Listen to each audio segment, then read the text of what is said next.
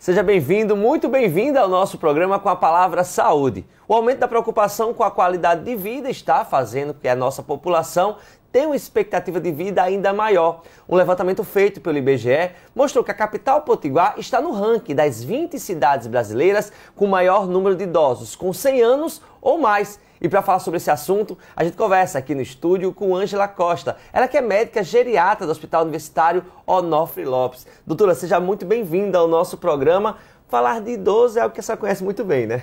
Com certeza. Muito obrigada pelo convite, né? E é um assunto que eu sou suspeita. Gosto muito de falar. Doutora, quando a gente fala de geriatria, muitas vezes a pessoa associa ao idoso já no estado terminal. Vou até colocar assim esse termo.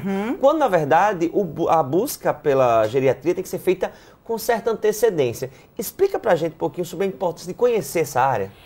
Eu venho trabalhando, levantando uma bandeira, que eu digo, para explicar sobre a especialidade. Geriatria é o médico que trabalha e cuida das doenças do envelhecimento. Só que por muito tempo as pessoas associaram que você só vai ao geriatra quando você já está muito doente, com muitas doenças, às vezes até muito chateado quando vai, levado pelos filhos, e só para a gente reabilitar, né? Então, o que é que eu oriento? As pessoas perguntam muito, com quantos anos vamos ao geriatra? Eu digo que com quantos anos você quiser, mas obrigatoriamente, pelo menos a partir dos 50 anos. Você não espera os 60, ganhei de parabéns uma consulta com o geriatra, né? Espera a partir dos 50 anos. Por quê? Porque podem ter doenças crônicas, como pressão alta, diabetes, obesidade. E é uma idade que a gente já está fazendo rastreio de algumas neoplasias. Eu posso ver como é o seu padrão normal de funcionalidade e sair lhe acompanhando durante todo o seu processo de envelhecimento. Falei já no início do nosso programa que a população está ficando idosa. Isso já é uma realidade já de algum tempo aí. Só que um dado que é interessante do IBGE é que 100 anos ou mais também é crescente esse número, né? Então, o que fazer com esse público? Tem que ter alimentação mais saudável, tem que ser mais ativo, tem que procurar um médico. Na verdade, é um conjunto de fatores, né, doutora? Um conjunto de fatores. Então, envelhecer, eu digo que são pilares de estilo de vida saudável, que você pode praticar desde a hora que você nasceu, né? Nossos pais nos proporcionaram um estilo de vida saudável e durante a vida adulta nós somos responsáveis. Perfeito. Então, uma alimentação que seja saudável, que tenha legumes, que tenha frutas, que tenha grãos, cereais, água, que a gente fala em alimentação, as pessoas não pensam em água, né? Uma quantidade de água adequada ao seu peso, ou se você não tiver nenhum problema de função renal, então água bastante. Proteína na alimentação, inclusive nas pessoas idosas e nas pessoas que fazem treino, a gente orienta até que nos lanches tenha alguma porção de proteína, ovos, queijo, ou um franguinho desfiado, entendeu? Então, o primeiro pilar seria a alimentação saudável. Vem junto com ele, mãozinha dada, atividade física. Olha aí. A atividade física, ela hoje, eu digo que a estética você ganha por consequência. Porque a atividade física é o item número 1 de prescrição, se você quer envelhecer saudável. Por quê? Porque o processo de envelhecimento, ele leva à perda de massa muscular, que é o que a gente chama sarcopenia. É um processo natural do envelhecimento. Sim. Se você tiver doença crônica, esse processo acelera mais rápido. Então, o que é que eu faço? Eu digo que você vai fazer, entre aspas, uma poupança de músculos. A musculação que você faz hoje, você já está prevenindo lá na frente. Aí você vai dizer assim, mas eu nunca fiz. Aí eu vou lhe dizer, porque eu vi antes de ontem, uma paciente minha com 92 anos, super frágil, começou junto com a fisioterapia a fazer uma parte de musculação. Perfeito. Eu cheguei na casa dela, que eu atendo domiciliar, ela já estava mais ereta, andando com mais firmeza, com 92 anos. Começou aos 92. Então, não tem desculpa. Então, a atividade física resistida, que é uma musculação associada a uma atividade aeróbica que trabalha o cardiovascular, pelo menos, no mínimo, 150 minutos por semana, para você sair do sedentarismo. Aí vamos lá, outro ponto que é importante, cuidar da saúde mental. Sim. Né? A gente tem que aprender a gerenciar o nosso estresse. Se você identificar, por exemplo, um amigo, uma pessoa da família, ou até você mesmo está sentindo alguns sintomas, estou mais triste do que o comum, porque a gente tem dias ruins e está tudo bem, né? Faz parte, né? Faz parte. Mas se você achar que está mudando, que está diferente, tem que procurar uma ajuda médica para entender como é que está o seu estilo de vida, né? A pessoa que tem muito estresse chega no consultório dizendo que está esquecido. Mas por quê? Não foca. Atenção. Aí está diretamente ligado ao outro pilar, o sono. Nós adaptamos o nosso sono à nossa rotina, quando tem que ser o contrário. Você tem que dormir para a memória ser armazenada, para o corpo descansar, para o cérebro ali reorganizar as coisas, para que no outro dia você esteja bem para trabalhar, fazer qualquer função. Uma coisa que é interessante que a senhora falou aí, da sequência de pilares, que eu vou dizer assim, que é para ter melhor qualidade de vida no público idoso, é também não confundir, gente, esse cuidado com o idoso com a superproteção. Isso. Porque muitas vezes você que tem um pai, um avô em casa, você, não vou deixar ele sair muito porque eu tenho medo que aconteça algo, ou não vou deixar ele para uma festinha e comer um salgadinho porque eu acho... Então, esse controle extremo, vou dizer até assim, doutora, também é um problema, porque aí ele não tem convívio social, ele também não tem uma distração, ele não se movimenta, prefere que ele fique em casa guardado, isso pode ocasionar outros problemas também, né? Pronto, você já entrou já no próximo passo, que é a questão do convívio social, as conexões, as relações entre as pessoas, relações entre a família, as pessoas do trabalho. Aquele que se aposenta, que tinha aquele grupo do trabalho, quando se aposenta, que perde aquele grupo, sente muito. Então, você tem que trabalhar esse lado aí e bater em cima do isolamento social. Perfeito. Por que é que muitas pessoas desenvolveram um quadro de demência, Alzheimer, seja o que for, após a pandemia? Chegou muito para o consultório, aquele paciente que já tinha uma predisposição e desenvolveu. Por quê? Porque se isolou da família. Deixou de ir ao supermercado que gostava, deixou de ir à igreja que gostava. Então, o isolamento social ele é um fator de risco muito ruim para você desenvolver demência, depressão, doenças da parte mental. E outro pilar, não menos importante, Sim. é cuidar do lado espiritual, independente da sua religião. Por exemplo, a pessoa que está no seu processo de envelhecimento, se ela tem uma crença em Deus, se ela é cristã, se ela crê na natureza, o que for, ela consegue trabalhar, como diz, até a própria saúde mental, para passar pelo processo. Porque a gente tem aqui também que romantizar o envelhecimento. Sim, a gente sabe que vem com perdas, inclusive perda de pessoas, de amigos. Então, você tem que ter uma certa resiliência também para passar por esse processo. Mas que não é um desafio impossível passar por isso. Na hora que você tem um acompanhamento médico, periódico, que consiga lhe acompanhar nesse processo, então a gente se torna mais leve. Sim. Doutora, nesse processo também eu queria destacar que tem algumas doenças que geralmente o pessoal já procura com foco no seu atendimento, né? Por exemplo, a doença de Parkinson. Né? É porque eu estou tendo um desequilíbrio, é porque eu estou me tremendo muito, isso já é Parkinson. Qual a orientação básica para quem tem essa dúvida? Porque eu estou falando de um pré-diagnóstico, né? Não precisa ir já com medo da doença, você tem que saber primeiro se tem a doença, né? E como proceder. Dentro do Parkinson, como é que deve agir? As pessoas, inclusive, dizem assim, eu não quero ir para o médico que ele vai descobrir doença. Mas, pelo contrário, na doença de Parkinson, que as pessoas associam muito a tremor, mas tem algumas que têm uma certa rigidez, um desequilíbrio, o diagnóstico, inicialmente, ele é clínico. A gente avalia o tremor, a gente avalia a marcha, a gente avalia até a maneira de escrever. Sim. Né? E questões de desequilíbrio. Então, chega muito no consultório pessoas, inclusive com um tremor que a gente chama essencial, que é um tremor fino, que é de caráter familiar, que não é Parkinson, mas as pessoas já vêm com muito medo de Parkinson. Entendi. Então a gente começa a investigar. Aquele que é clássico, o tremor, como se a face tivesse uma mímica congelada. Você não tem a expressão facial tanto, né? Anda com aquela marcha mais arrastada, tá óbvio. Mas tem pacientes que eles desenvolvem um Parkinson um pouco diferente, que a gente precisa avaliar, às vezes, em conjunto com o neurologista, fazer outros testes, até testes de imagem, para justificar. Inclusive o uso de medicação. Tem medicações que em excesso ou até contraindicada para pessoas idosas que levam a que a gente chama parkinsonismo medicamentoso. Tem um remédio muito comum que as pessoas usam para labirintite, que quando a gente orienta, a gente diz assim, no máximo 5 dias. Quando a pessoa toma 30 dias ou mais, aí chega no consultório tremendo. Caramba. Aí quando a gente pergunta, é o remédio. A automedicação. É a automedicação.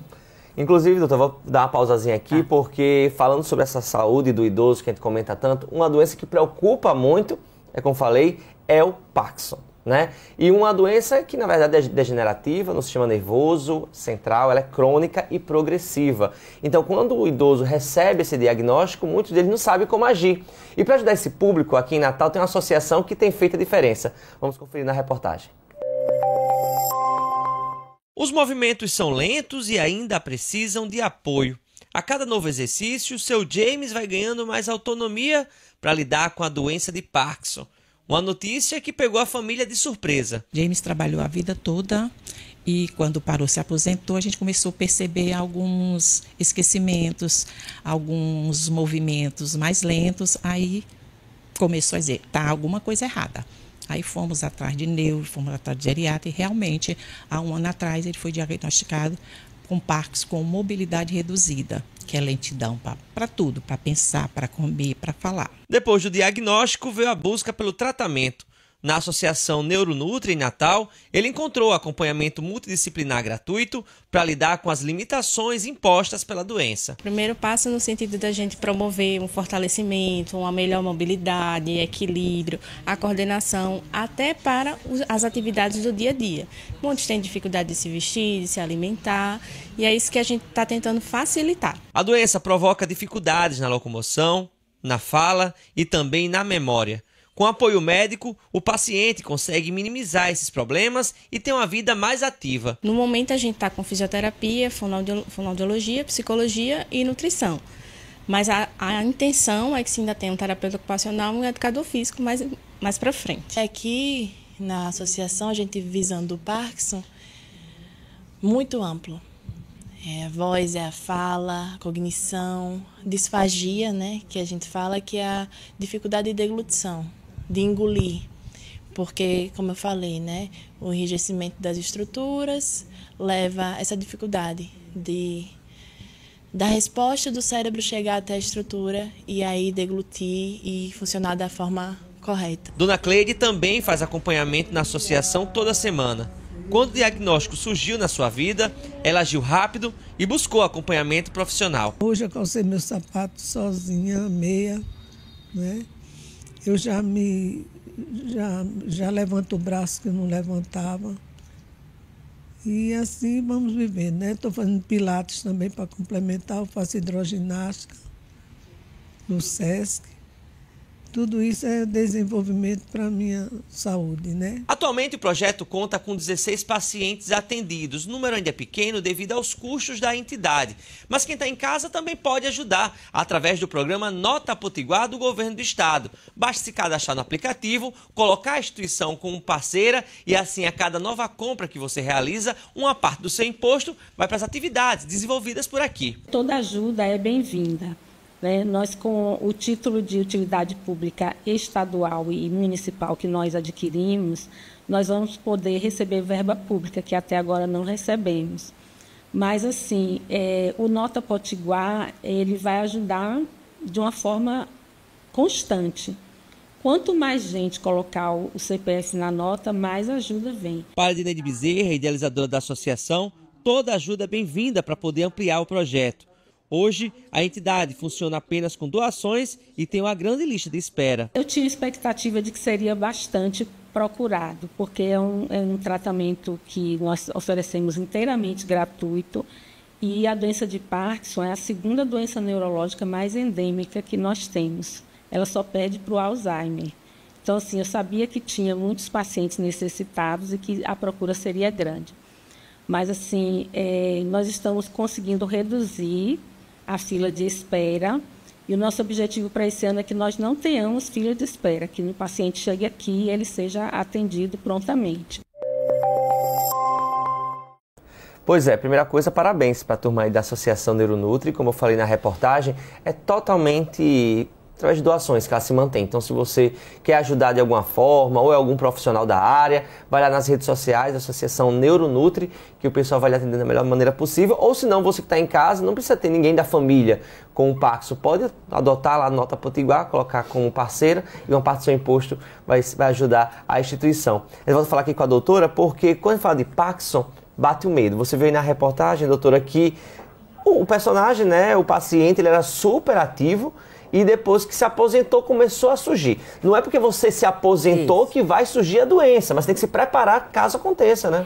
Porque na verdade, talvez ele, no foco do trabalho, não prestasse atenção nele mesmo. E no momento que ele tirou ali o foco, apareceram algumas coisas. As pessoas, como eu estava falando para você, pensam que Parkinson vem só, a doença só tremor, só dificuldade de andar. Mas você vê que na reportagem ela falou, é uma doença que é fator de risco para você ter um quadro demencial secundário à doença de Parkinson. Né? Então, como é uma doença neurodegenerativa, ela vem com dificuldade de engolir, por isso o trabalho da fonoaudiologia junto, dificuldade de marcha, aí entra a fisioterapia, o educador físico, a terapeuta ocupacional para ajudar na funcionalidade do dia a dia, a nutricionista, porque sim, existe uma nutrição que seja específica para o paciente, principalmente aquele que tem uma dificuldade de engolir ainda, né, porque ele preserve um pouco da autonomia do que ele consegue. Psicologia, sim, tá acompanhando junto, porque não é um diagnóstico que é fácil, e o acompanhamento médico periódico, né? O paciente que é diagnosticado com Parkinson, ele tem alguma característica comum? Pode ser genético, pode ser por questão de hábitos alimentares? É possível já explicar o motivo de alguns terem o Parkinson e outros não? E outros não, Isso é uma causa ainda que a gente pode se dizer desconhecida, né? Você vai, tem uma pessoa que tem na família, se tem um componente genético para que se desenvolva, né? Sim.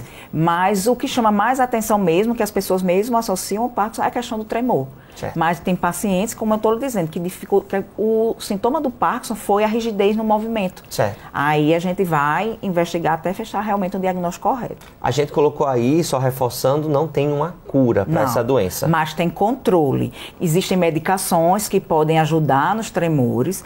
Existe, além de toda a terapia, né, que a gente chama multidisciplinar, que é a não farmacológica, que foi falado na matéria. Mas, sim, existem remédios para que você possa realmente diminuir os sintomas. E uma coisa muito mais específica seria a cirurgia que a gente tem, que é, entre aspas, um marca-passo que você coloca no cérebro para tentar controlar aqueles doentes que têm um Parkinson que é de difícil controle. Severo. Severo, de difícil controle, com medicação, já está usando tudo e não melhora, e realmente a qualidade de vida é péssima. Então, esses pacientes, eles entram numa avaliação com a neurologia para a indicação da cirurgia. Doutora, uma coisa também que a gente falou aí agora há pouco na reportagem, falou do Parkinson, né, que é um que causa muito medo, mas o Alzheimer também. E muitas vezes quando a gente fala de Alzheimer, a gente acha que qualquer esquecimento é resultado do Alzheimer. E não, são coisas diferentes.